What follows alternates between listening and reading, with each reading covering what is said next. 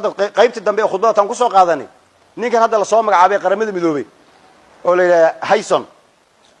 kii hore lagu bedelay Nicholas Cage oo maankii hore ko abari ya markii qarax lagu sameeyay Nicholas Cage meel madaxtooyada agteeda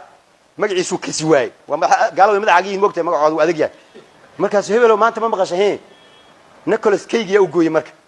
ma ogtahay Sona Cage in la qarxay maanta Sona Cage war Sona Cage gaashay war kii qaramada midoobay u qaabilsanaa Maxamed Ciise Sona Cage Soomaaliya ma Sona Cage baan muxuu ah Nicholas Cage liija ha marka Nicholas kortay wada wadaagaan kaasna Cage waa kan Hayson la yiraahdaa waa nin oo reer Yurub ah waa Koonfur Afrika marka waxay ogsoontiin midabta koorkay ku dheereeyaan waa nimankii yaani gumaysan jiray madowga waa tay maalinkii la bedelayna aan sheegay oo ku iri ciyaartu markay meesha ugu dambaysa marayso 9 daqiiqo ugu dambaysa markay marayso oo yaani goolna lagu leeyahay yaani ninka oo tababaraha ah warqadii ugu dambaysay soo galiya oo uu leeyahay ka gaarsii inta waqti ay ka dhiman Soomaali ayadoo aan dawlad lahayn intaas oo sano ya adduunkii dhinac walba way arkeen inay noolaan karaan si kastoo la isugu day inay baabi'i weys dadkii hawlahooda iska qabsanayaan wadamadooda goboladooda iska dhisanayaan guryahoodii ay qurux badnaanayaan hor u socda waxay dhaheen kuwaan haday saan ku sii socdaan dagaaladaas intay ka dhamaadaan ayay khalaas waa israaci doonaan halaga gaarsiyo ma dhisano maxay cid la bixin karo dhamaanaysa ma jirto in heshiis lagu ahdo walaal lagu ahdo ayay ku fiican tahay laakiin markay inoo imaadaan oo ina dhahan cuqdad inay kala geliyaan oo beesha caalamka idin imaatay kii hadda imaaday Hayson muxuu yiri markuu meesha tagay wuxuu yiri intuu la kulmay madaxweynaha Koonfur Galbeed Muqdisho Soomaaliya ma ah Soomaaliyana Muqdisho ma ah waa kelimo loola jeedo yaani waa kelimatu xaqin urida bihal baadil maqliji kelimo sadii si loo fiiri aan dib lahayn oo Muqdisho waa Muqdisho yaa yiri Muqdisho waa kaligeeda Soomaaliya waa magaalo caasimadii Soomaaliyeed magaalooyinka kalena waa magaalooyin Soomaaliyeed citri ma jirto Muqdisho kaligeeda Soomaaliya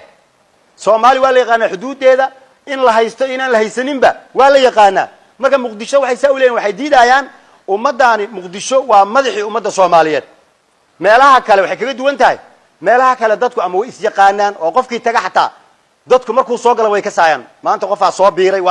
laakiin magaaladan waa magaalo weyn cid kasta cid taqaan ma jirto nin reer baadiyaha kor waxaan tu magaalada Muqdisho imaaday wuxuu arkay jiray baadiyaha iyo tuuladii waa dad is yaqaan moogtahay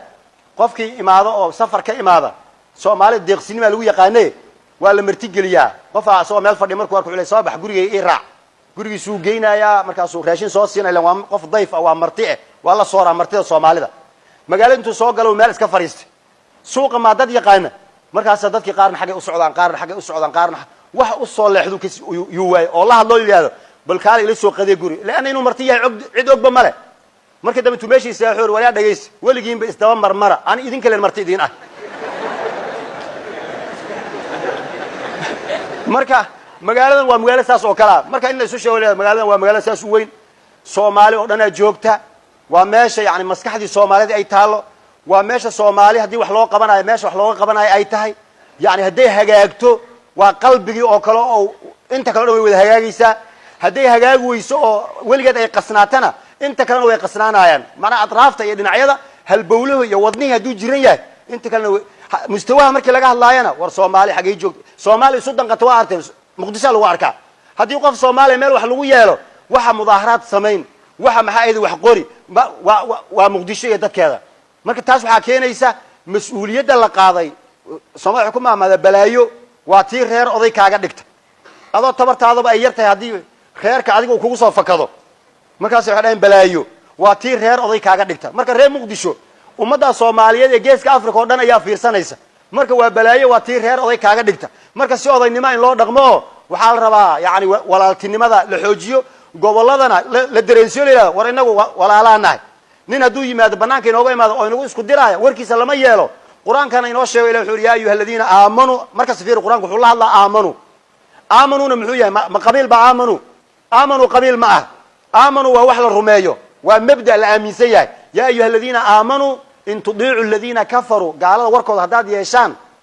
سؤال القرآن ما سورة العمران سماها إن تطيعوا الذين كفروا محيدكم سمينايان يردوكم على أعقابكم دب أيدين علينايان فتنقلبوا خاسرين واتسكوا ما نيسان محل ربا مركب bal illaahu mawlaakum wahuwa khayru nnaasiriin halkaa maan soo fadhinaa oo wardada muslimiinaan nahay mu'miniinaan nahay muslimkuna wuxuu sheegayaa muslim kale inuu walaalkii u yahay cuqdada dhexdeena Soomaali haddaan nahay waxba yaan la tafciilinin waa dadkan waa dad walaala maanta hadday ra'yi kala duwanaadaan bari ayay heshiin doonaan meel looma kala socdee cuqdada yaan dadka lagu fogeynina in walaala ay dadka loo sheego kuwayna dhahay waxba isuma tihiin waxa idin ka dhaxeeya malana innaga inay isku dirayna diinteenu saas ma sheegayso innamal mu'minuuna ikhwatun almuslimu akhul muslim marka maxaa meesha yaalaba haddana waxaa naga dhaxaysa qaraabanimo oo Soomaali meel kala jirto abti iyo adeer iyo habaryar iyo eedo iyo walaal ayaa la isu wadayahay marka cadow iyo balaayo inaga faadiisatee fursadayna siinay shayaadiinta ama kuwa insigaada ama kuwa jinnigaada aan walaaltinimadana xoojino oo dhexdeena cadowga makriga iyo shirqoolku inala doonayana aan iska ilaalino marna yayna dhicin dhexdeena colaad sokeeye in laga abaabulo ama laga abuuro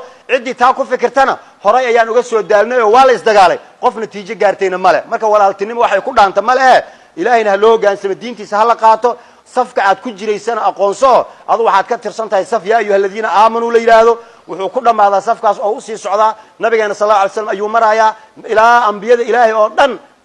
qof kasta oo ilaahay amarkiisa qaatay oo malaa'iktu ay ugu dambeeyaan ayuu safkaas ku jiraa dhanka kalena shaydaan iyo intii jidkiisa raacday ayaa safkaas hogaaminaya marka safka shaydaanka isku gelin safka waxaad gashaa ilaahay iyo malaa'iktiisa labada xisbi un baa ka yahay xisbiga ilaahayna waxaa leeyahay xisbullahi alaa innahum humul muflixuun kan kalena waxaa la yiraahdaa xisbu shaytaan alaa inna xisba shaytaani humul khaasiruun marka qof walba mowqifkiisa iyo meeshiisa saasay u caddahay sidaas ha loo qaato oo xisbiga ilaahay jidka ilaahay diinta ilaahay dadka oo leeyahay khayrka dadkaas garab ha la siiyo wa tacaawanu cala albirri wattaqwa walaa tacaawanu cala alithmi walcudwaan